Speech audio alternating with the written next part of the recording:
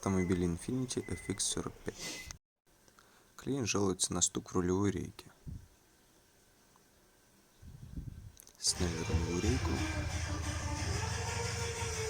Вот так она выглядит. Приступили к разбору, осмотру. Отполировали вал, заменили пластиковую втулку, заменили сальнички. Вот так выглядит рулевая рейка после ремонта. Перед установкой рулевой рейки решили заменить стойки стабилизатора поперечной устойчивости. Так выглядят старые. Вот так выглядят новые. Устанавливаем как следует. Затянули.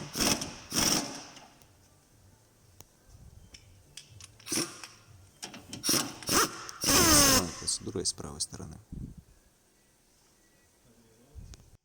Установили рулевую рейку. Запустили двигатель и поехали покорить улицы нашего города.